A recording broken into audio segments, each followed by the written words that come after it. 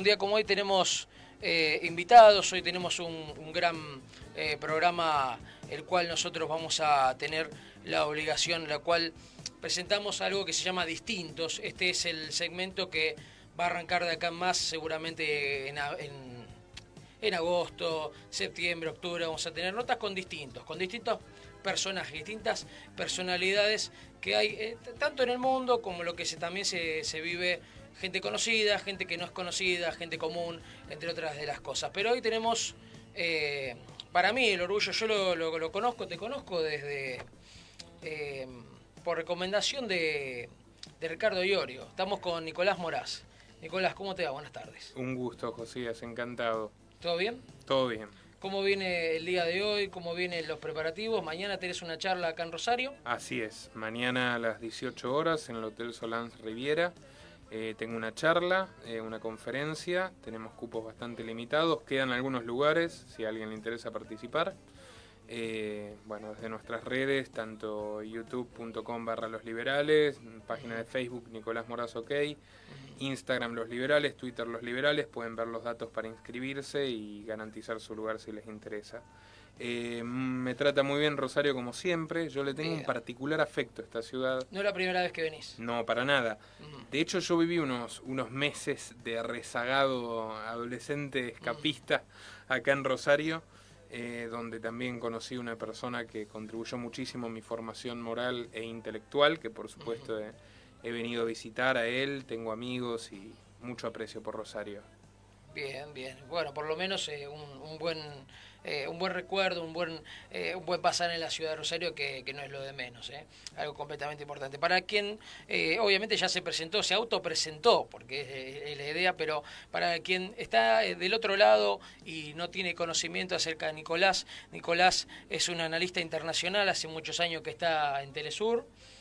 También tiene un canal de YouTube que se llama Los Liberales, tiene 350.000 suscriptores, entre otras de las cosas referente liberal.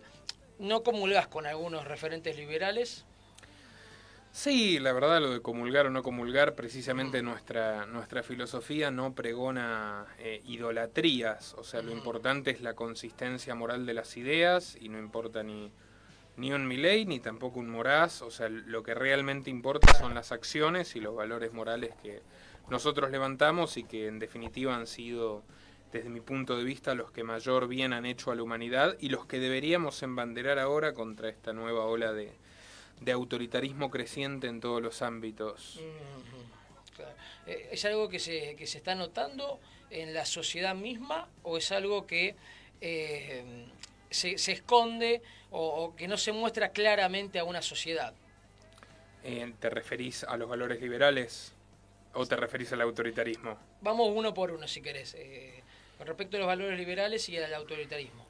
Mira, respecto a los valores liberales siempre ha existido una fuerte desinformación porque la filosofía liberal es muy poco conveniente para quienes buscan acumular poder. Al fin y al cabo, todas nuestras luchas a lo largo de la historia se han centrado contra la concentración de poder, tanto político en los gobiernos como económico en los oligopolios, en los monopolios que siempre se sostienen a través de privilegios y violencia del gobierno contra la competencia, como clerical, cuando las iglesias quieren intervenir la política y obligar a la gente a creer. Muy distinto es cuando la gente cree porque quiere, lo cual es totalmente respetable. Sí. Y bueno, en todos los ámbitos. Hoy podríamos extrapolarlo también a que lógicamente nos vamos a oponer al intento de lavado de cerebro de instauración de una religión laica que es el progresismo, muy a la orden del día. Y bueno, lógicamente por eso a la izquierda les conviene identificarnos con regímenes totalmente antiliberales como la dictadura militar o el menemismo, y muchos oportunistas de derecha que no son liberales ni tienen un verdadero compromiso con la libertad, también se rotulan así para tener mejor marketing y nos hacen un importante daño. Pero bueno, yo de todas formas no vengo a quejarme, estoy muy contento con lo que hemos logrado desde nuestro espacio, y son muchísimas personas que incluso aquí en Rosario en el día a día me cruzan y me dicen: mira, yo era liberal y no lo sabía y lo descubrí gracias a vos. Bien, bien. Principalmente yo vi un video en el cual a mí, por ejemplo, me llamó mucho la atención, el cual yo llegué, el primero que vi, que fue el pararse en medio de una universidad, si mal no recuerdo bien, creo que fue el primer video que vi de vos en el canal. Yo aclaro, no soy liberal, ni mucho menos, sino estoy en otra corriente, pero más que nada soy periodista. Lo cual yo vi un video que me llamó muchísimo la atención, en el cual se enfrentaban dos bandos, que era el feminismo radical, y 5 personas que estaban diciendo datos, que digamos daban datos, y te gritaban fuera, fuera, fuera, entre otras de las cosas completamente que parecían en ese momento, lo cual yo creo, en cierta corriente, hay que tener demasiado coraje para hacer eso. Lo cual, ¿cómo te sentiste en ese momento? Yo por lo menos lo vi, ese tipo de discusión, que no parecía discusión, sino que era 5 personas dando datos y gente que gritaba. Bueno, en definitiva nosotros produjimos, claramente causamos ese escenario, no iban a reaccionar de otra manera. Yo estaba perfectamente preparado para debatir con alguien que quisiera debatir, pero también sabía en el fuero íntimo que nos iban a querer linchar, y eso es lo que sucedió. Nos gritaban a la hoguera, y obviamente era lo que para mí iba a suceder, porque mi punto era ilustrar que el feminismo en ese caso, que tal vez la corriente progresista donde más se observa este comportamiento, es profundamente inquisitorial, es profundamente puritano, es profundamente moralista, y por supuesto que su pensamiento moral es completamente antitético del mío, es supremacista, y todo eso solo se puede sustentar negando la realidad y persiguiendo al disidente. Entonces, justamente quien quiera ver ese video que se titula Horda Feminazi contra Nicolás Moraz y 5 héroes, creo, que son los valientes que me acompañaron, descubrirá que ante los datos duros y concretos que desmitifican el relato feminista y la victimización exagerada que se hace de la mujer como un colectivo frente al hombre como un colectivo, no hay otra respuesta que la violencia y el autoritarismo. Que son esas chicas que, como viste, literalmente nos querían prender fuego. Claro. Y nos deseaban la muerte.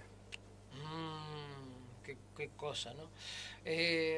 Con respecto, veníamos hablando ahora de esto de comulgar o no comulgar, ¿no? Yo quería preguntarte, ¿realmente en la Argentina se encuentra hoy, al menos por tu vista, ¿no? Una salida realmente en este laberinto sin salida que tiene la Argentina? ¿Realmente hay una opción electoral la cual se pueda decir, por ejemplo, bueno, acá tenemos Frente de Todos, Juntos, bueno, ahora es Juntos, no es Juntos por el Cambio, ahora es Juntos, consenso federal, entre otras de las cosas? ¿Existe una salida? Puedo señalarte un detalle mínimo que pensé hoy, viste que se cambiaron de Juntos por el Cambio a Juntos. Pasaron de Cambiemos a Juntos por el Cambio, de Juntos por el Cambio a Juntos, a secas. O sea, fíjate cómo hasta en el marketing hay cierta honestidad ahí, de nosotros no cambiamos nada y no somos diferentes en nada. O sea, ya si le decimos a la gente que vamos a cambiar algo, no nos cree, así que simplemente estamos juntos, y sí, juntos por un cargo, por un puesto político, por poder, sin mayores objetivos, ¿no? Sin ideas, sin valores de fondo. No, yo definitivamente no creo en ninguna opción electoral. O sea, yo creo que de por sí que el sistema estatal, donde la gente cree que eligiendo un grupo de personas que le prometen el oro y el moro va a obtener alguna solución real para sus problemas, está completamente obsoleto. Justamente como liberal, la lectura que le podés dar, y por eso disiento completamente con quienes se dicen liberales y aspiran a tener poder político, es que el Estado está hecho para crecer, el Estado está hecho para oprimir, el Estado está hecho para que quien ingrese al Estado sea parte de la casta que lo domina, que no es otra cosa que un grupo de personas que se amparan en la violencia. O sea, en última instancia, si vos te manifestás en los términos que el Estado prohíbe, sean cuales sean, vas a terminar como terminaron Arriaga y los otros manifestantes aquí en Rosario, preso. Si vos no pagás impuestos, por más que sean confiscatorios y extorsivos, en última instancia, ¿qué van a hacer? Te van a meter preso, y si te escapás, eventualmente te van a matar, porque el Estado es eso, el Estado es la violencia en estado puro. Partiendo de esa base, nadie que quiera reformarlo para bienestar de la gente, disminuir su poder, su capacidad de sometimiento, va a llegar muy lejos. O sea, tenés todos los intereses de la casta en su conjunto, legislativa, ejecutiva y judicial, todos entrelazados entre sí, los jueces nombrados por los políticos, que blindan luego a los políticos, el Congreso. O sea, ¿me entendés el punto? Ahí no vas a lograr algo, y la Argentina es el más claro ejemplo. Cada gobierno que pasa es notablemente peor que el anterior, y la situación de la gente es cada vez más desesperada. ¿Qué es lo que tiene que ocurrir desde mi punto de vista para que podamos evitar o revertir esta tendencia? Precisamente dejar de creer en mesías revelados que te prometen lo que no van a cumplir por lógica, por interés propio y por realidad misma, y empezar a rebelarse contra lo que es injusto. Por ejemplo, con la fase 1 estalinista que querían volver a implantar en Tierra del Fuego, en Córdoba, en Mar del Plata, en Bahía Blanca, en el Alto Valle del Río Negro, ¿qué sucedió? Los comerciantes se pusieron de acuerdo en no volver a cerrar. Y yo tengo que alimentar a mis hijos, y la causa más noble que existe es la de alimentar a mis hijos, ante cualquier capricho o berrinche de un burócrata. Entonces se pusieron de acuerdo, abrieron todos juntos. Y la policía y los inspectores municipales no alcanzan para encerrar a toda esa gente, ni para clausurar todos esos negocios. ¿Y qué sucedió? No se volvió a la fase 1 estalinista. ¿Pero qué tuvo que pasar? Que la gente se ponga de acuerdo, se una luchando por su libertad y sus derechos, contra la casta política. Lo que normalmente sucede es lo opuesto. La casta política te divide, vos sos kirchnerista, el otro es cambiemita, el otro vota expert, todos están defendiendo a gente que realmente no tiene ninguna vinculación genuina con tus intereses, la casta política, cuyos incentivos siempre van a ser asociarse entre ellos contra vos. Entonces, dividís a la gente, dividís a la sociedad y la haces más fácilmente dominable, ¿no? Divide et impera, decía Maquiavelo, divide y vencerás, es algo muy viejo. Yo me acordaba del fin de justificar los medios, pero iría un poquito con esto, ¿no? Ese es el principio de la política, el fin justifica los medios. Ajá. O sea, yo puedo censurar al disidente, yo puedo sacarle a alguien de su bolsillo para darle a otro que supuestamente lo necesita más. O sea, yo puedo robar como Estado cuando la gente no puede robar. Yo puedo eventualmente matar cuando la gente no puede. Yo puedo secuestrar, como hacen con un periodista extraordinariamente lúcido y heroico como Julian Assange, sí. Y vos no podés secuestrar. Entonces el Estado, que es un grupo de personas, puede cometer cualquier crimen que a vos no te permitirían cometer. De hecho, secuestrado y en casos completamente inhumanitarios de lo de Julian Assange. Absolutamente, y todo en nombre de la seguridad nacional, de la salud pública, del bien común. Entonces vos empezás a pensar en esos fantasmas, que puede ser nación, que pueden ser las buenas costumbres, que puede ser la igualdad, que puede ser el progreso de las minorías, o cual sea ese fantasma, y te olvidás que la gente tiene derechos que nadie debe pisotear. Entonces todo el mecanismo del Estado, sea cual sea el partido político que quiere ocuparlo, es: voy a aplastarle la cabeza al prójimo en el nombre de lo que sea. Entonces, así vos no podés progresar. Yo creo que si en algún momento nuestros abuelos, nuestros bisabuelos vivieron mejor, que es así, no fue gracias a los gobiernos, no fue gracias a Roca, Avellaneda, Sarmiento, que todos tenían un montón de muertos en el placar, que si querés lo podemos señalar uno por uno, sino fue gracias a que la gente era consciente de que se prospera trabajando, ahorrando, siendo solidario con el prójimo, ayudándose entre sí y no esperando la dádiva del que ocupa el poder. O sea, lo mejor a que podés aspirar es que el poder no estorbe en tu proyecto de vida. Con esas ideas que proliferaron en la sociedad argentina, se vivía mejor que ahora.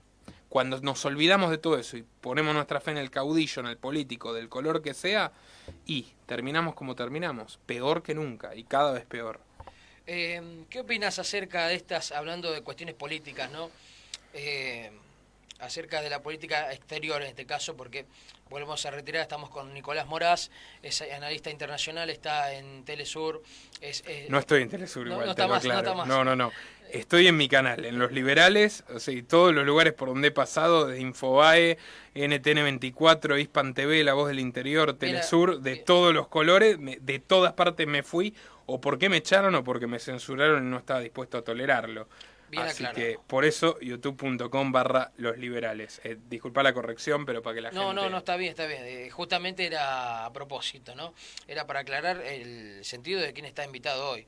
Más que nada, quería preguntarte, hablando de la cuestión política, más que nada, ahora sí, sacando que no estás ni en Telesur, ni en ningún programa. Ya en ningún lado, en sí. ningún lado. En mi canal estoy Ni hasta Acuña te invita. Saludo a Santiago.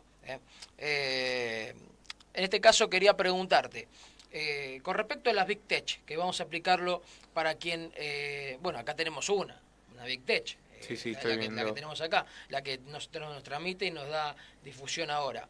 Estamos hablando de qué pasó con lo que pasó con Donald Trump, por lo menos en tu mirada, ¿no? Que le sacaron Twitter, le sacaron Facebook, le sacaron Instagram, no sé si tenían, Sí, también. tenía Instagram, todo. le sacaron todo. Él se quiso ir a otro lugar. Que se llama Parler. La sacaron de Amazon los servidores, lo liquidaron. Lo quisieron sacar. Él quiere ahora hacer una red social. No sé si eso va a llegar a pasar o no. Pero esta censura, o no sé si censura, que se llama como que le dan de baja las cuentas, ¿no? Le dan de baja las cuentas. Le pasó hace poco a Agustín Laje también. Sí, a Laje ahora creo que le borraron. Hace unos días, sí. Y a mí me han metido bastantes strikes, por no hablar cuando me hackearon el canal. Sí, mira, la cuestión es la siguiente. Más allá de lo que uno piense de Trump, yo no soy un adepto de Trump bajo ningún concepto, pero su caso clarifica que ya no existe, o sea, que nunca existió, pero más que nunca queda claro que la democracia es una mentira, es una farsa absoluta, porque es una persona que, habiendo obtenido un enorme caudal de votos, por no entrar en otras discusiones que pueden generar también la censura de este programa respecto a quién ganó realmente la elección. Creo que no es la primera vez que se buscan clásicos ante algún comentario político sea recortado. Ok, bueno, el caso es una persona que representa cuanto menos a la mitad del electorado norteamericano, que accedió al poder por las urnas. Perdón, quiero aclarar. De esta radio no hubo censura, sino la censura es de Facebook. Aclaro porque Fito acá me está diciendo, yo no hice nada, Está bien que lo aclare. Básicamente se extermina cualquier huella de alguien que comenzó a resultar un poco incómodo para sus pares de la política y que decidieron desalojarlo por vías extremadamente discutibles desde la óptica institucional. Como que los votos los cuenten sus enemigos, literalmente. O sea, una empresa como Smartmatic, que es propiedad de Lord Mark Malloch Brown, que era el vicepresidente de la Open Society de George Soros, alguien que financió abiertamente... Un amigo, George Soros. Abiertamente a los contrincantes electorales de Trump, los demócratas. Entonces, con un montón de irregularidades, lo sacan del poder... le vedan todas las posibilidades de reclamar judicialmente y, como si fuera poco, lo censuran de manera brutal, feroz, injustificada y por tiempo indeterminado, y al censurarlo en las redes sociales es cuando realmente lo exilian y lo extinguen. Porque si vos hoy no hablas por YouTube, no hablas por Instagram, no hablas por Facebook, no hablas por Twitter, no tenés voz. Claro. O sea, estamos avanzando un nuevo feudalismo donde los dueños de la tierra, los señores feudales, son las plataformas de redes sociales. Y nosotros, me incluyo, vos, yo, los comunicadores y todo el que tenga algo para decir, somos siervos de la gleba, y si nos quieren sacar la tierra y nos expulsan del mundo digital, están directamente borrando y aniquilando nuestro trabajo. Esa es la gravedad de un mundo dominado por las Big Techs, que significa grandes compañías tecnológicas, que se adueñan de las cuestiones más fundamentales de la sociedad y de las cuestiones también más íntimas y personales de los individuos. Quería hacer una pregunta completamente, a ver cómo la voy a hacer para que no pase, para que pase el algoritmo. Usted voy a decir para la red. ¿Usted se pondría una inyección? Contra el tétanos, no contra la sopa china. Contra la viruela sí, no contra la sopa china. Y vos me dijiste que hablemos con alegorías. Sí, contra lo que definitivamente ha cumplido las fases necesarias de bioseguridad. No contra algo que está en una fase de experimentación que jamás se generalizó su uso de manera tan apresurada. Y el hecho de que tengamos que hablar en código da muestra también de hasta qué punto la cuestión es riesgosa y es discutible, que la única forma que tienen de contestar a los críticos es persiguiéndolos con la ley o borrándolos del mapa, ¿no? Yo de hecho, tengo una opinión completamente en contra, pero no lo vamos a discutir justamente. Pero bueno. Pero ¿me entendiste el punto de que contra esta inyección entiendo no? el punto, entiendo Yo el punto. de ninguna manera. Por tu parte no. De ninguna manera. Quien quiera hacerlo que lo haga, pero y mucho menos aún apoyo, respaldo que ninguna inyección sea obligatoria. ¿Por qué? Porque la gente es dueña de su cuerpo, es responsable de sus actos y vos no podés obligar como están haciendo en Francia, como quieren hacer acá en Santa Fe también. De otra forma, no podés extorsionar a la gente a que se inyecte sea lo que sea. Ajá. Bien. Bien. Ahora yo te pregunto, porque estuvimos hablando por WhatsApp. Aparte de las comunicaciones que veníamos hablando de red social, entre otras de las cosas, ¿cuándo te diste cuenta que a vos te estaban pinchando el teléfono? De hecho, cuando confirmé que Mira, ya en el 2018, que yo hice un par de investigaciones bastante incómodas, una de ellas fue la lista de aliados del Open Society Institute en la Argentina, que me lo facilitó una persona que trabajaba en el portal cosecharroja.org. Lo digo porque ahora ya me autorizó a decirlo, que como podés ver es financiado por la Open Society de George Soros. Incluía gente de todo el espectro político, desde Miriam Bregman del PTS hasta Massa, que en ese momento era Frente Renovador, Pichetto, que era en ese momento era el jefe de bloque del peronismo en el Senado, Waldo Wolf, Patricia Bullrich, Fernando D'Andrés, que era secretario de la presidencia de Macri, el ministro de Ambiente Sergio Bergman, y bueno, gente de todos los espectros políticos, por supuesto muchísimos kirchneristas. Y luego yo trabajé bastante en la cuestión de Pegasus. Pegasus, claro, es un software israelí de vigilancia masiva que desarrolla una empresa que se llama NSO Group, que está integrada por exmilitares de la inteligencia israelí. O sea, es una empresa bastante curiosa.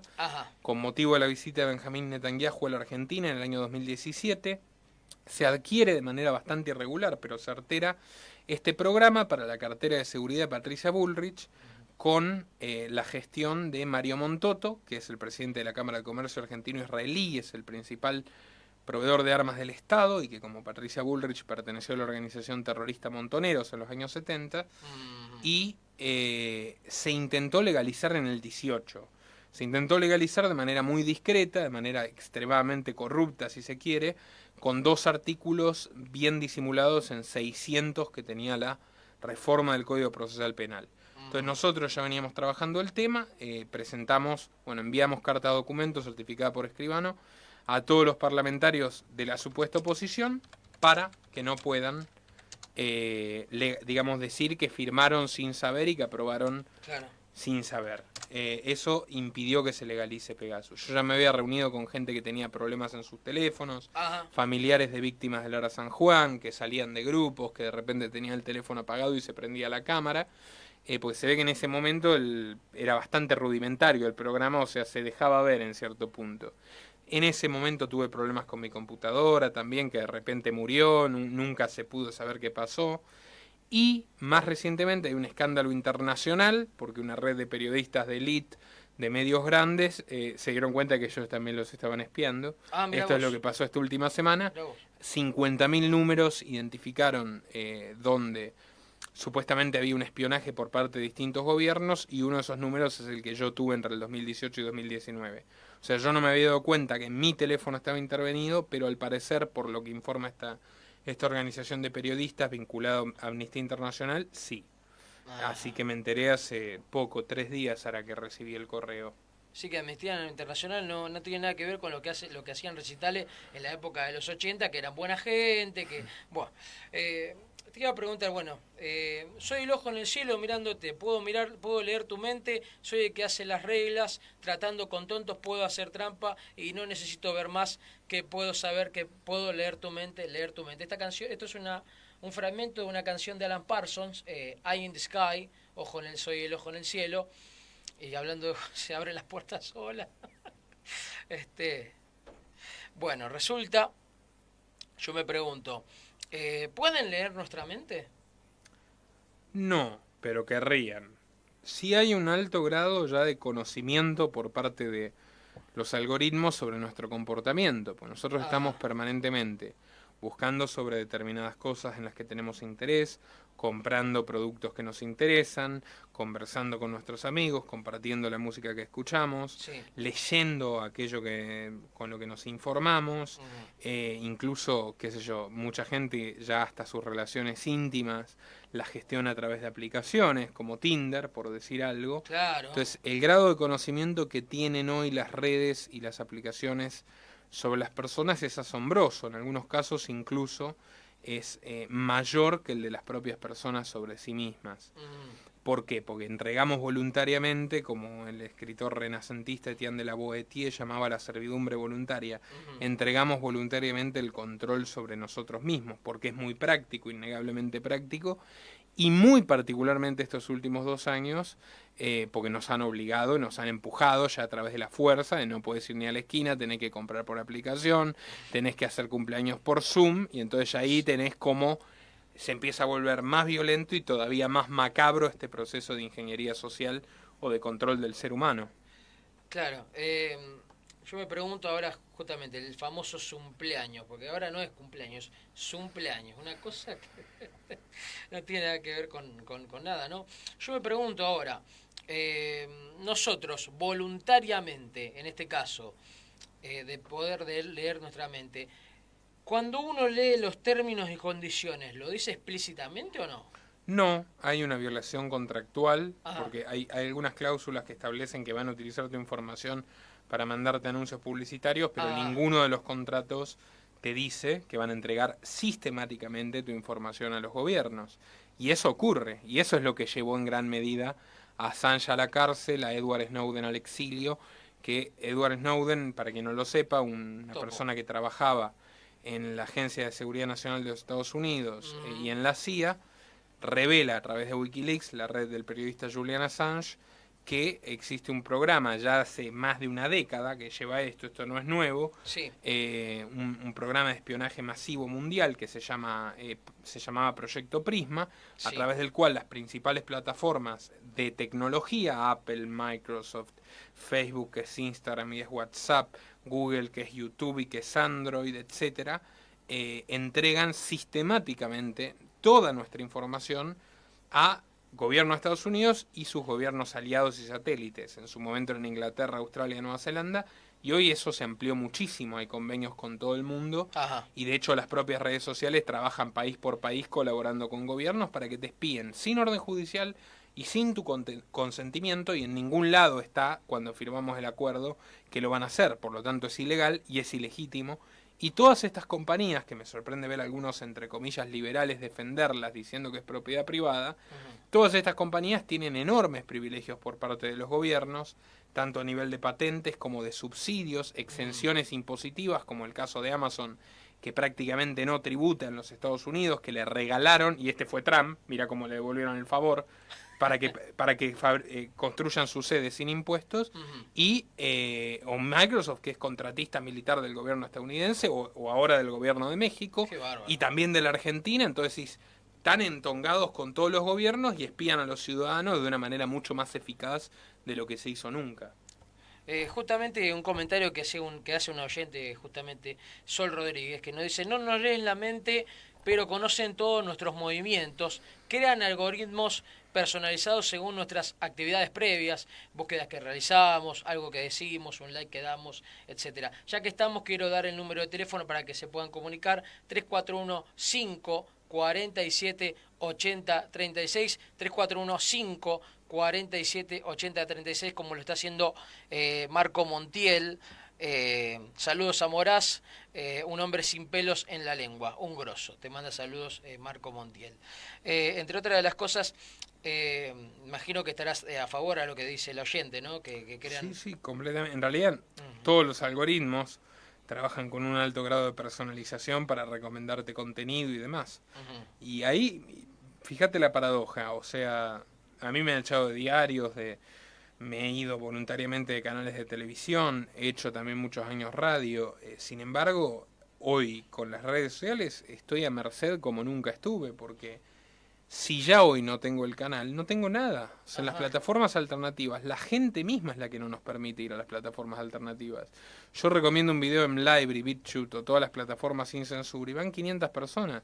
Y yo tengo un equipo de editores, trabajo full time de esto, hay que vivir y estás esclavizado a YouTube porque la gente no, incluso la que sabe que la espían, no se toma el trabajo de irse a otro lugar. Entonces decís, es bastante perverso todo esto. Hay una dinámica de querer ser esclavo porque es más fácil, más práctico, estamos acostumbrados y el sistema funciona dentro de todo y nos recomienda lo que nos gusta y no nos recomienda lo que no nos gusta. Yo me pregunto ahora, ¿son un mal necesario? Mirá, la tecnología per se no es un mal, la tecnología es un milagro en la medida que se use bien. O sea, lo que no es necesario es el brutal espionaje de los gobiernos. Entonces, volvemos a la ecuación original. La tecnología, sin gobiernos que te espíen y que le den privilegios a unas empresas sobre otras, es algo innegablemente fabuloso que nos simplifica la vida a todos. Ahora, cuando entra la política y los gobiernos en la ecuación, todo se vuelve mucho más vicioso y mucho más criminal, porque es directamente criminal lo que ocurre. Y bueno, ahí vemos otra vez que el peor de los males siempre termina siendo, por lo menos desde mi paradigma liberal, el Estado. O sea, es el Estado el que ha convertido estas compañías en pulpos que extienden sus tentáculos y que te oprimen o te exprimen. Y finalmente cuando te espían, te están espiando para mostrarte anuncios, que me parece lo menos nocivo, y para entregar la información al gobierno, que me parece lo más nocivo. Claro. Yo me pregunto ahora, de poder leer nuestra mente, ¿vos te considerás una persona conspiracionista? No. No. Yo me considero un periodista. Trabajo siempre con fuentes rigurosas.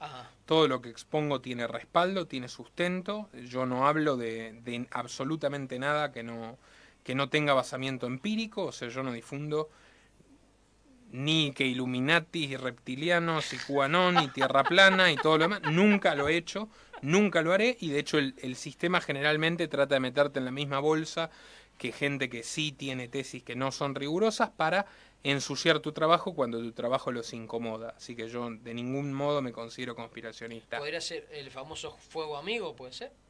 Mira, Murray Rothbard decía que si vos, un economista que también hizo un muy buen trabajo como historiador, que si vos sacás en la historia, vos no entendés, vos desconocés, vos te negás a entender que hay grupos de poder que se reúnen y que se asocian para modificar ciertas conductas humanas, para generar ciertas crisis, ciertas guerras, o tomar ciertas políticas, incluso a veces totalitarias, a cambio de obtener un beneficio, estás ignorando la historia misma. La historia no son batallas en calendarios, quién fue presidente y quién no. La historia también es todo lo que está detrás. Ahora, el punto es, no es que el mundo lo dirigen 4 tipos que se sientan en una mesa, en un lúgubre castillo de Transilvania. Hay mucha gente poderosa que se pone de acuerdo, que a veces se pelea entre sí, también está nuestra decisión personal. Claro. Entonces yo siempre trabajo sobre el concepto de conciencia individual. Yo te cuento lo que hacen los poderosos, lo que quieren hacer los poderosos, y después está en vos si vos vas a seguir la corriente, si vas a seguir el rebaño, o vas a tratar de tomar las decisiones individuales en tu vida para que no te liquiden tanto con impuestos, te fuercen tanto con leyes injustas o se apropien de tu cuerpo, como estábamos hablando recién. Entonces, si la gente se deja, los planes de los poderosos van a salir como estaban planeados. Si la gente no se deja, la historia va a ser diferente. Entonces, tengamos en cuenta esto. Claro.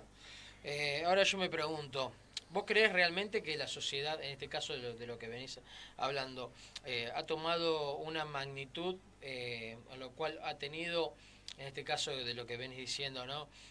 Una magnitud de lo que se está viviendo? O sea, ¿cómo sería esto que por ejemplo, el libertarianismo, perdón, no sé si seguimos está bien dicho, pero eso del famoso despertar, abrir los ojos? Mirá, yo considero lo siguiente. Como está en el Quijote, ¿no? Ladran Sancho, señal que cabalgamos. Si es tan violenta la censura, es por algo. O sea, nosotros juntamos 14 millones de visitas con 4 millones de visitas de todo el mundo con 14 programas entrevistando médicos que tenían un relato muy bien fundamentado, pero diferente al oficial. Si nos borraron todo, fue precisamente porque eran muy elocuentes lo que decían y porque permitían argumentar puntos de vista contrarios al gran negocio y digamos a la gran coartada política totalitaria que es esta crisis que estamos viviendo. Entonces, si te censuran es porque tenés algo que decir que incomoda, y si incomoda es porque hay gente que lo entiende, ¿entendés? Entonces, no sé si estamos tan mal. Hay un amplio grado de la sociedad que prefiere quedarse con lo que le dice la televisión. Pero si vos le preguntás a la mayoría de los rosarinos, a la mayoría de nuestros compatriotas argentinos, si son felices, no te van a responder que sí.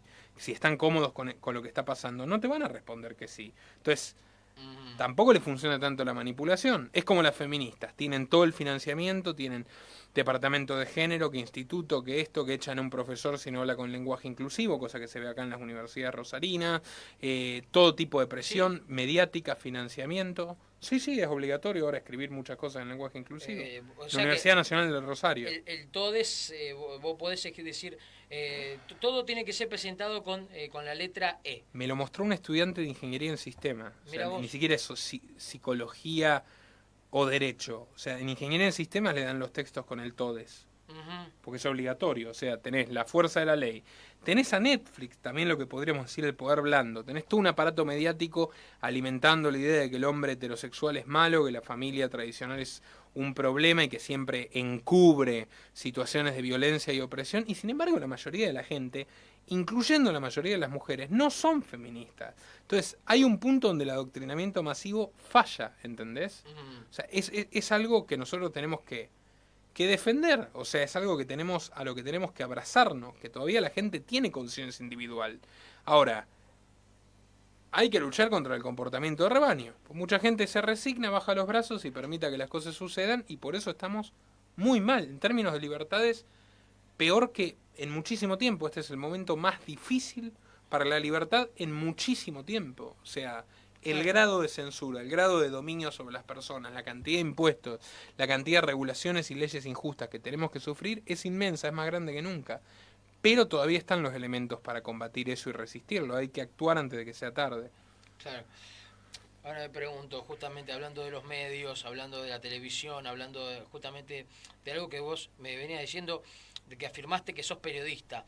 ¿Vos realmente creés que el periodismo es que está vivo, que sigue viviendo el periodismo? Porque el periodismo es incomodar a los cómodos, ¿no? Una frase que hoy por hoy pareciera como que está enmancillada, porque realmente hay mucha gente que dice, no, o por lo menos el periodismo, realmente hay periodismo. Por ejemplo, hay gente que lo empodera el periodismo. La Nata es periodista, Gustavo Silvestre es periodista, pero realmente hay cierta, por lo menos a mí me genera una duda de si el periodismo realmente está muerto. Para mí no. O sea, lo que estás haciendo vos es un acto de periodismo, mi trabajo es precisamente trabajo periodístico, que utilizo como una trinchera en la lucha por la libertad. O sea, yo nunca disimulé eso, mi posición es clarísima, mis valores son clarísimos, todo mi trabajo está canalizado a incomodar al poder en todas sus formas y alentar la libertad del individuo. Eso es claro.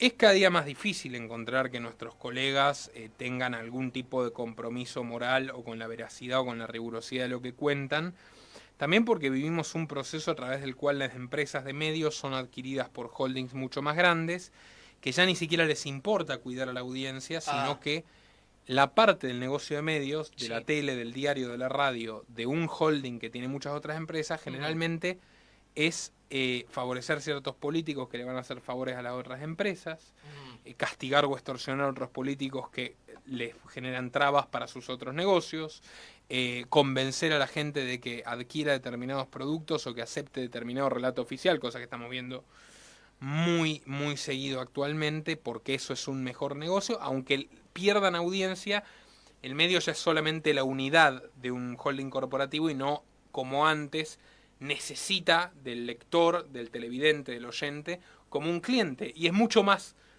digno, mucho más honesto cuando vos tenés un compromiso con tu cliente, que es tu audiencia, que cuando tu compromiso es con la junta de accionistas, ¿me entendés? Claro. o con los directores de otras empresas del grupo. Ujú. Ese es el problema que tenemos hoy. Pero bueno, todavía hay libertad suficiente como para que estemos hablando de esto y hay que defenderlo con uñas y dientes. Para vos, con respecto a, bueno, ya has dado tu opinión acerca de Milei o Esper en este caso, ¿no?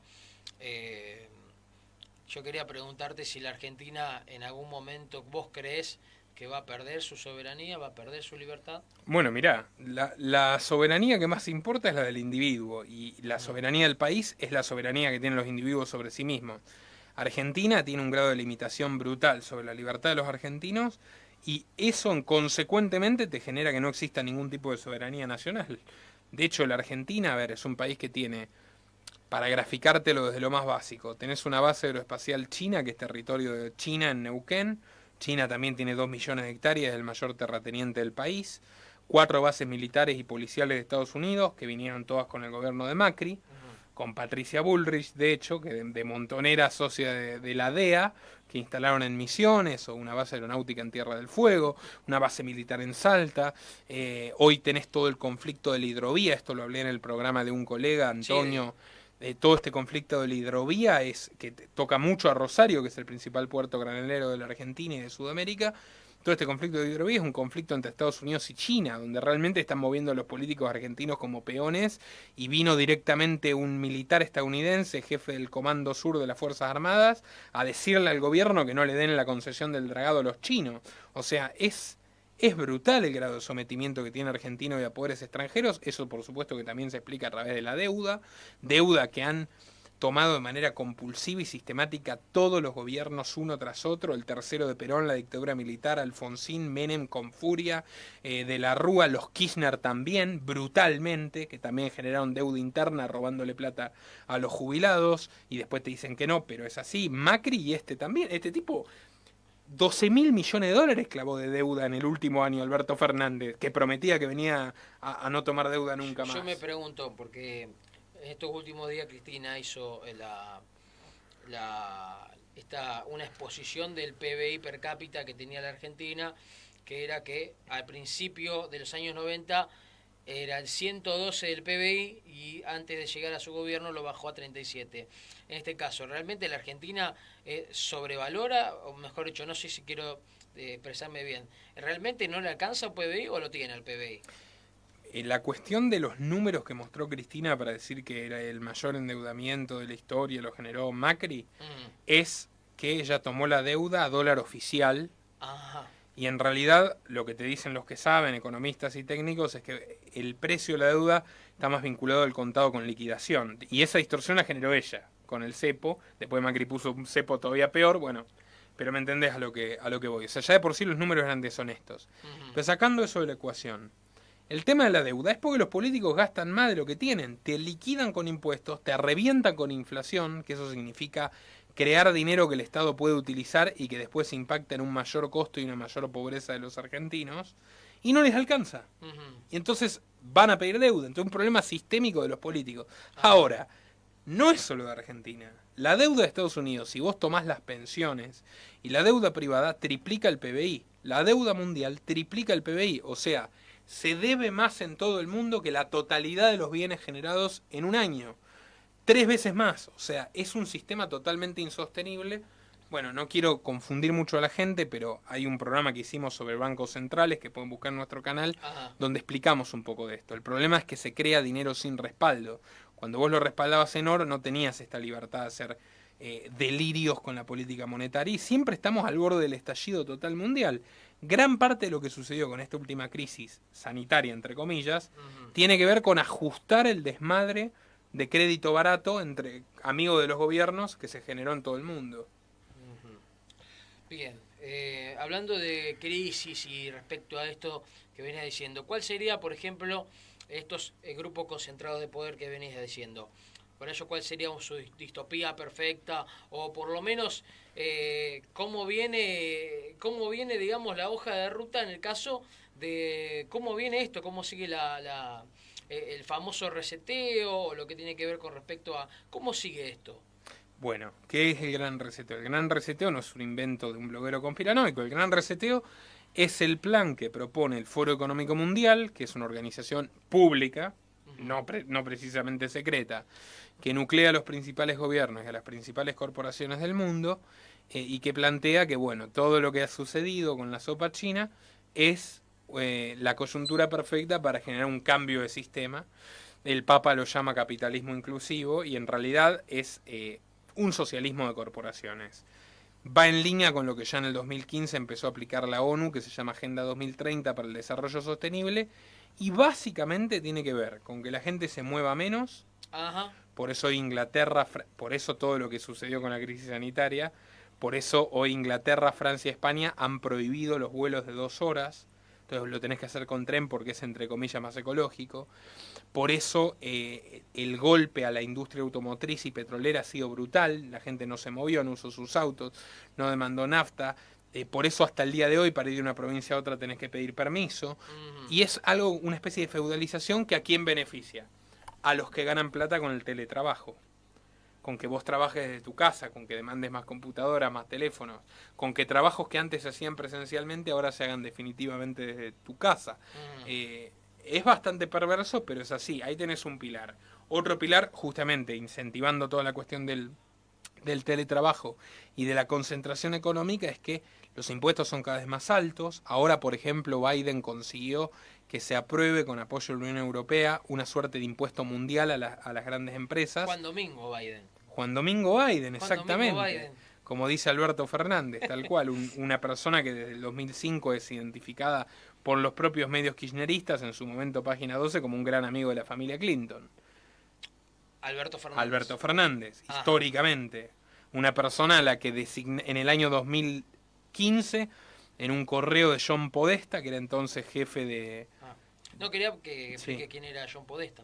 John Podesta fue jefe de gabinete de Hillary Clinton cuando ella era secretaria de Estado de Barack Obama. Mirá vos. O sea, una posición de enorme, inmenso poder en política exterior, que estaba recaudando fondos en Argentina y en otros países para la campaña de Hillary.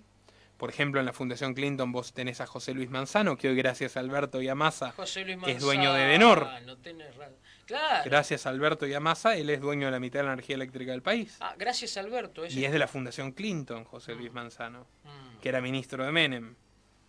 El único Manzano era el ministro del Interior de Menem. ¿El robo para la corona? Exactamente. El único ministro que era tan grande la corrupción que tenía que Menem lo obliga a renunciar. El único del menemismo que Menem lo obliga a apartarse del cargo por el grado de corrupción brutal que había bajo el poder de Manzano. Y él, lejos de irse a disfrutar de los millones a una isla, se fue a Estados Unidos, habló con las personas que tenía que hablar, hoy es miembro de la Fundación Clinton, y mirá lo bien que le fue, que es dueño de América TV, de La Capital, si no me equivoco, de muchos medios de acá. La Capital, sí. Y ahora se quedó con la mitad de la energía eléctrica. Bueno, John Podesta, como te decía, el número 2 de Hillary Clinton, escribió en un mail que el futuro líder del Partido Justicialista en la Argentina era un tal Alberto Fernández, cuando no lo conocía nadie y nadie estaba hablando de él. Claro. Mirá lo que son las cosas. Mirá hasta qué grado los grupos de poder influyen. Mirá vos, qué cosa, ¿no? ¿Vos crees realmente que las masas piensan libremente o se creen realmente libres aunque estén oprimidas? En este caso, por como vos me venís diciendo. Y mira, si hablamos del concepto de masa, ya estamos hablando de gente que no piensa de manera individual, sino que se guía de manera masiva por impulsos, con pastores de rebaños. Ahora, cuando la gente se aparta de la masa, todo ser humano tiene capacidad de pensar individualmente. O sea, yo en la conferencia que di ahora en Buenos Aires con Diego Giacomini, se me acercó un muchacho que me dijo que baja mis programas, los descarga, es colectivero, y los pone en el colectivo para que la gente escuche. Mira. El que quiere pensar, piensa, eso es así. Ni siquiera tenés ningún requerimiento académico. Yo, por ejemplo, soy autodidacta, trabajo desde los 16, a los 18 era columnista de Infobae, yo no terminé el secundario, no pisé una universidad, salvo para dar conferencias. ¿Vos serías como una especie de Longobardi o no? Bueno, mirá, la Nata, toda esa gente, Longobardi, la Nata, salvando distancias, no terminó el secundario. No. Y otros tantos son abogados, médicos y no son periodistas de, Daniel Haddad, creo de que profesión. También. Me parece que Daniel Haddad también. Sí, bueno. Y eran amigos entre Longobardi y Haddad. Y se pelearon por el menemismo. Se pelearon en la época del menemismo. Y Haddad se convirtió en un titán, que es el dueño de Infobae. Sí, otro personaje muy particular. Vos pensé igual, qué ironía la cuestión del menemismo, pero todos los políticos de hoy fundamentales eran todos funcionarios menemistas. Massa empezó con el menemismo a través del UCD, Alberto Fernández superintendente de seguros, Daniel Scioli lo metió en la política como secretario de Deporte y de Turismo Menem, Néstor Kirchner era gobernador oficialista. Bien. Todos salieron del menemismo. Belis, que ahora es secretario de Asuntos Estratégicos, era el ministro de Justicia de Menem, del Interior, perdón, creo que sucedió a Manzano. Todos los políticos, Macri adoptó posturas políticas por primera vez en el menemismo, así que cuando se murió Menem, yo lo decía, la gran herencia de Menem es todos los ladrones que tenemos ahora de todos los espectros políticos. Macri decía que era el gran transformador. Y bueno, en alguna medida lo fue. Bien. Para vos ahora que estamos todos digitalizados en este aspecto, ¿no? De que esto, permítame que voy a hacer una cuestión visual, permítame, a ver, abro la billetera. Esto es un billete de 10 pesos para quien no lo ve. Billete de 10 pesos o el Bitcoin, ¿realmente murieron o no? Mira, el Bitcoin morir claramente no murió, o sea, la prueba de eso es que cuando yo por primera vez escuché hablar de Bitcoin fue acá en Rosario. Ajá. Y lo conocíamos fundamentalmente en los círculos liberales porque siempre fue una plataforma pensada para evadir el robo de los gobiernos. Valía 20 centavos. Un Bitcoin. Y ahora vale $30.000. Un Bitcoin. ¿Y eso vos qué crees que es una burbuja? No, ese es el dólar devaluándose y la gente dándose cuenta de que la moneda gubernamental no va más. Entonces por eso lo quieren prohibir, por eso lo combaten, por eso lo boicotean y no logran terminar con el Bitcoin. ¿Hay manipulaciones en su precio? Claro, hay un delincuente como Elon Musk que le dice a gente que no entiende nada, no, el Bitcoin se cae, baja el precio, compra en masa y al día siguiente dice el Bitcoin es el futuro. Y va el rebaño y le cree, como te digo, cuando sos masa no pensás. Pero si te pones a analizarlo individualmente y mirás lo que es la subida del valor a largo plazo, es impresionante. O sea, es una moneda extremadamente sólida. ¿Por qué? Porque tiene un mecanismo que impide que exista inflación. O sea, que vos puedas emitir más de la cuenta como hacen los gobiernos. Entonces yo en las cripto, en ciertas cripto, veo todavía un futuro, pese a que hay manipulaciones, pese a que hay temas como que la minería se hace donde la energía es barata, ahora eso lo concentra China. Pero lo bueno del Bitcoin es que al final del día, ya dentro de unos años no se va a minar más, la cantidad que circula va a ser fija y va a estar para siempre, eso va a estabilizar muchísimo y dudo mucho que los gobiernos puedan liquidarlo. Ahora, el dinero en efectivo está en la mira. En ámbito financiero sacaron una noticia diciendo extraordinario progreso en la Argentina con el tema de los códigos QR, Ualá, Mercado Pago, extraordinario avance en la eliminación del efectivo. Qué lindo, Ualá. Ya Sturzenegger, en la época de Macri, presidente del Banco Central, decía que había que apuntar a eliminar el efectivo. Y si vos vas a Chile, ni hablar Suecia, pero Chile que lo tenemos al lado y que te lo ponen como ejemplo algunos de los supuestos liberales, la gente no usa efectivo, vive con tarjeta, y al vivir con tarjeta tenés crédito y deuda e impuestos hasta en el último centavo. Si hoy la Argentina sobrevive porque la gente todavía puede evadir, y si puede evadir todavía es porque hay efectivo. O sea, hay que tener mucho cuidado con eso. Y te digo más, en la última de las últimas distopías vamos a tener que volver al oro y a la plata. Y vamos a tener que ir con los saquitos de monedas. Y sí, esa es la moneda universal. Vos sabías que en la época de Jesucristo, una moneda de oro compraba una túnica de seda. Y con esa misma moneda de oro hoy te compras un traje Armani de diseñador. 2000 años manteniendo la estabilidad del valor. El oro. Sí, y mirá nosotros que ya tenemos que tener billete de 10.000 básicamente, por cómo viene la cosa. Y el dólar también, o sea, con lo que te comprabas en 1900 con $1, ahora te compras un auto prácticamente, ¿me entendés? O sea, la devaluación de todas las monedas estatales es brutal. Entonces ellos van a tratar de prohibir el efectivo y hay que encontrar la manera de preservar el patrimonio y el valor por fuera de la fauce de los gobiernos. Ahora yo me pregunto política... Y los bancos. Sí, perdón. Con respecto a la política internacional, ¿qué está pasando en Colombia, Chile, Bolivia? Estos países que están realmente llenos de violencia. Distintas cosas. O sea, lo primero es que no... Ahí tenés, cuando la tele te Perú también produce masivamente la información, te lo industrializa, parece que todos los lugares los estallidos tuvieron las mismas razones. No es así.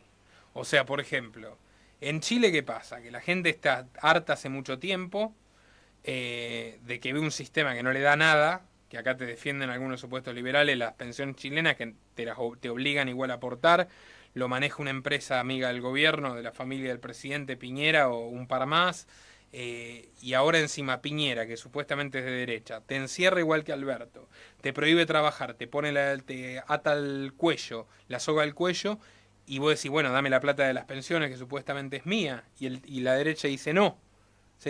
O sea, ¿en qué te diferencias de Alberto?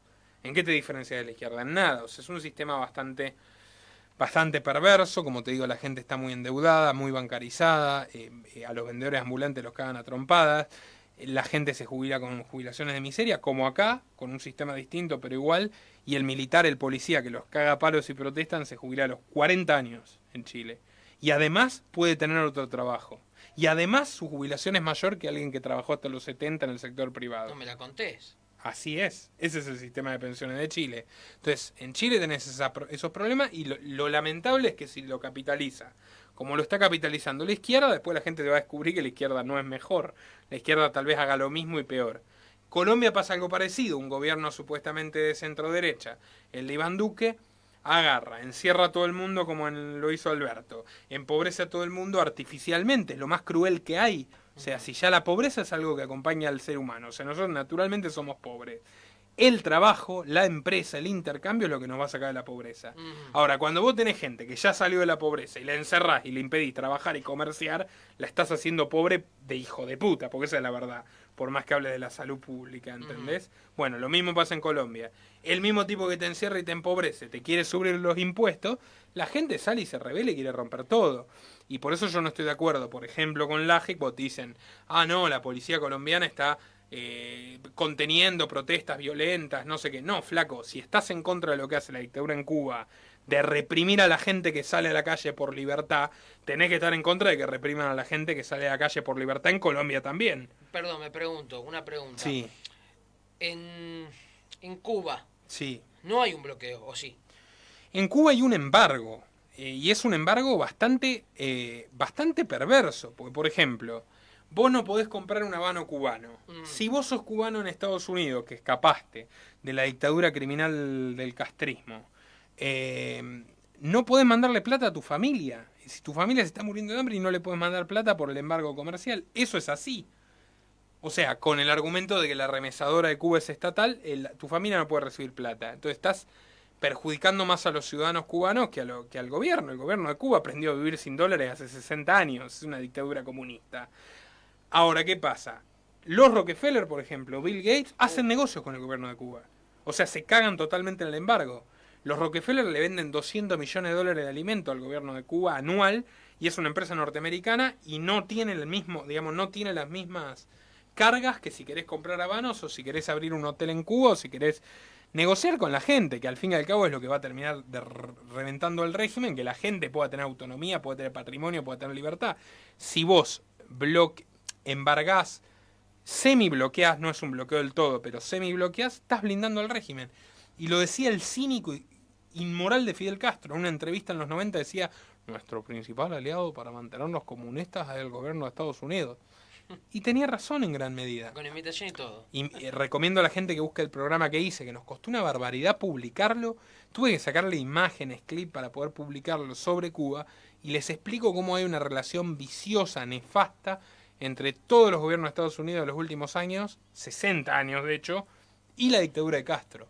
O sea, hay mucha voluntad de las agencias de inteligencia norteamericanas y de los que hacen negocios con la seguridad preventiva, el espionaje, las armas, etcétera, de que Cuba siga siendo comunista. Así de perverso es. O sea, no hay una verdadera intención en el gobierno norteamericano de que Cuba deje de ser comunista y la gente se deje de morir de hambre.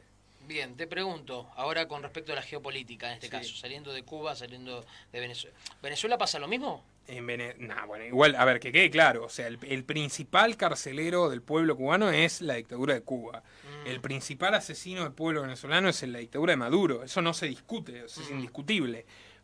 Pero te ayudan también.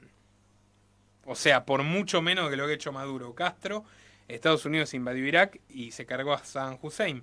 Pero ¿cuál es la realidad? Que Irak era petróleo que necesitaban, una guerra que necesitaban también para activar la industria militar, que es lo que realmente alimenta a Estados Unidos pero casi que desde su origen.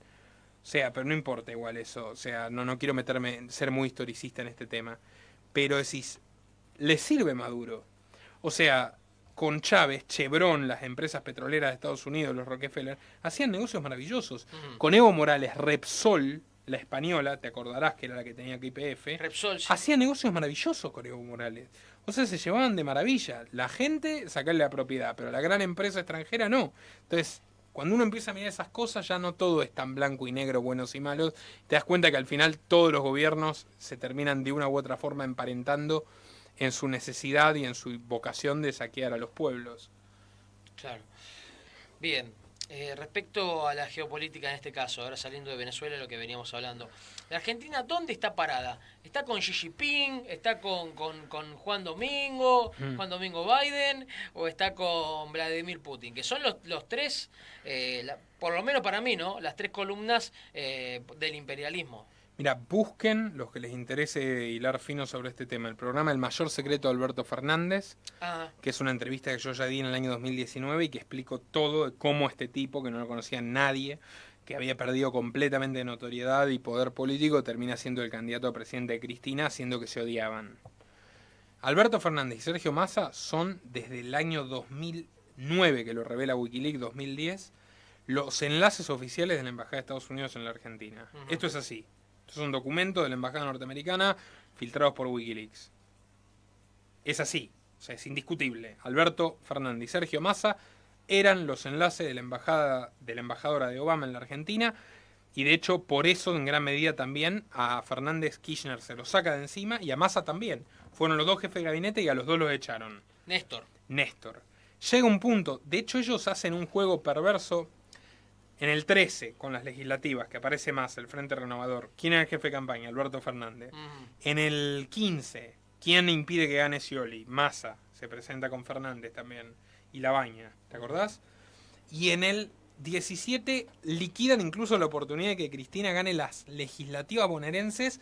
Massa saca creo que 16 o 12 puntos y Fernández inventa randazo, saca 5 puntos y fue lo necesario para que Cristina ni siquiera gane esa elección. El punto es, ellos maniobraron para obligar a Cristina Kirchner, que de por sí, por supuesto, es un desastre, a obligarla a pactar con los intereses norteamericanos que durante el gobierno de Néstor Kirchner no habían tenido ningún problema. Entonces, cuando Cristina se empieza a apartar un poco de eso, la empiezan a presionar y Massa y Fernández fueron la garantía de que no pueda ser reelegida, porque no pudo reformar la Constitución en el 2013, de que no gane Scioli en el 15 y de que no gane ni siquiera las legislativas del 17. Entonces Cristina se vio obligada a pactar con ciertos grupos de poder nacionales y extranjeros y poner a Alberto de candidato. Y Alberto a partir de ahí, bueno, es una historia, digamos, de un verdadero impotente que ¿me permitís una mala palabra? Dijiste hijo de... Lo culiaron de todas partes. O sea, él quería poner a Guillermo Nielsen de ministro, la prensa ya decía que era el ministro Guillermo Nielsen. Vino del Banco Santander Ana Botín, la dueña del Santander, el principal banco argentino Botín, también, sí. española. Y Pierre Paolo Barbieri, el de Ualá, el banco de los pobres, que es de Soros, propiedad de Soros, él lo administra. Y le dijeron, no, flaco, va Guzmán. Yo te he contado todo, digamos, todo eso en el canal, todo ese entramado, que incluso vos hablás con gente que lo conoce a Fernández, con economistas, con gente que lo trataba, y te lo confirman. O sea, su gobierno es un gobierno que lo han puesto fundamentalmente entre el kirchnerismo, que tienen los votos acá, y los yanquis, que son los acreedores. Más allá de eso, Argentina tiene una relación... O sea, este gobierno es extremadamente servil a los demócratas norteamericanos. Luis Delía en el 2005... Luis Delía, la nata. Luis Delía, en página 12 de 2005, decía: Alberto Fernández, que era jefe de gabinete de Néstor, trabaja para los Clinton. Lo sabe el kirchnerismo, lo sabe Luis Delía, búsquelo. Delía Fernández Clinton en Google. Es algo que se sabe, ¿entendés? Es un gobierno absolutamente dominado por los grupos de poder de la izquierda norteamericana. Totalmente subordinado. No en vano le donó 300.000 inyecciones a Biden, que no lo hizo con nadie más en América. Ahora, hay una subordinación a China que también es indiscutible. ¿Por qué? Porque Argentina, en su crisis permanente, en su destrucción deliberada, es la factoría de soja que comen los chanchos chinos. La única exportación, la única fuente genuina de dólares. Entonces, si tu principal cliente es China, El principal terrateniente es China. El principal acreedor, está bien, reñido con Estados Unidos y demás, pero China tiene 9.000 millones de dólares del swap en las reservas. Las reservas argentinas siempre tienen el piso de la plata que tiene ahí China, que es un encaje y te lo pueden sacar si quieren. No te podés pelear con China. Entonces vos ves que el PRO y el Frente de Todos han hecho capacitaciones conjuntas con el Partido Comunista de China. Decís, ¿qué? O sea, el PRO, los republicanos, sí, han hecho capacitaciones conjuntas con el Partido Comunista de China. Y Alberto sale hablando en el aniversario. O sea, estás sometido más o menos parejo por los dos polos. Económicamente más a China, políticamente más a Estados Unidos. Pero acá soberanía no hay, pero ni un pelo, te lo aseguro. Bien. Hablando ahora, estábamos hablando de los acuerdos con China respecto a los cerdos y entre otras cosas. El veganismo, el cambio climático, ¿van a ser una realidad inapelable? Todo tiene que ver con lo mismo, o sea, hay un verdadero plan de acostumbrar a la gente a vivir con menos y más pobremente y que todo sea digital. Pues es un extraordinario negocio que todo sea digital. Y para eso usan la violencia, porque la persuasión a la gente no la vas a convencer fácilmente de que se mueva menos, de que no vea a la familia, de que no viaje, de que no se vaya de vacaciones, de que sea más pobre. De que trabaje en su casa con los 4 hijos llorando ahí, gritando. O sea, tenés que usar la violencia estatal. De eso es la Agenda 2030, eso es el gran reinicio. ¿Qué me decías? Perdón, que me perdí un Sí, no, poquito. Que el veganismo, estas cosas. Sí, bueno, mirá, el cambio climático. Con la cruzada del cambio climático vienen robando hace décadas, con que el mundo se acaba y no se acaba nunca. De hecho, si vos te pones a estudiar, hay un físico acá también muy importante, argentino, Eduardo Ferreira. En este momento tenemos 2 grados menos de temperatura en el mundo de lo que había en el Renacimiento, en una etapa de prosperidad comercial, artística y científica enorme. O sea, con 2 grados más no nos vamos a morir. El mundo cambia de temperaturas permanentemente. O sea, no puedes negar el cambio climático porque no puedes negar que la Tierra gira, cambia en posición al Sol, etcétera. Ahora, eso de que el ser humano genera un cambio climático brutal es más que discutible. Ese dogma lo utilizan justamente, como te digo, para canalizar medidas restrictivas de la libertad y del consumo y convencer a la gente que tiene que ser más pobre porque si no el mundo va a eclipsar una crisis climática. Y como experimentaron ahora con la cuestión de la salud, van a experimentar muy pronto con la cuestión del medio ambiente y va a ser 3 veces más grande la carga esta del calentamiento, se derriten los polos, se va a acabar el agua, te vas a morir. Y el mensaje final es no tengas hijos, no consumas como consumías, no comas carne. O sea, acostumbrarte a ser deliberadamente más pobre y una centralización económica en grandes empresas que ganan más plata, ya ganaban más plata con la Unión Soviética. Vendiéndole monopólicamente un mercado de 100 millones de pobres esclavos del gobierno que compitiendo en una sociedad rica donde hay 100 millones de personas que pueden prosperar con 10.000 empresas competitivas. Entonces ese es el negocio del monopolio. O sea, te conviene más gente pobre y dominable que haga lo que vos queréis y te compre contra su voluntad que alguien que puede elegir libremente y que exista la competencia. Por eso los grandes millonarios son de izquierda. Por eso la Unión Soviética, la Revolución Bolchevique y los nazis también fueron financiados por grandes capitales de Wall Street. Porque es más negocio concentrar y forzar que competir e innovar. Entonces el libre mercado al final es un arma de los débiles contra los fuertes, no como te hacen creer. Y lo contrario, el Estado es la ley del más fuerte. Es la imposición violenta de los caprichos de los poderosos y es la forma en la que se blindan las grandes fortunas. Ahora bien, con respecto a esto de quedarnos sin recursos, entre otras cosas, algo Como 10 minutos. Perdón. Sí, dale. Vamos cerrando. ¿Podremos ser libres sin teléfono o sin cuestiones digitales? ¿Existe la posibilidad de volver de vuelta al principio? Mirá, cada día es más difícil, pero en cierto punto te empujan y te obligan si querés conservar tu libertad, a usar menos estas tecnologías. Si vivimos el 99.99% de nuestra historia sin esto, podemos volver a vivir sin esto. Objetivamente sí, te la quieren hacer cada vez más difícil. O sea, ahora con esto de que tenés que bajar el permiso de circular, no tenés teléfono, no podés ir a la esquina.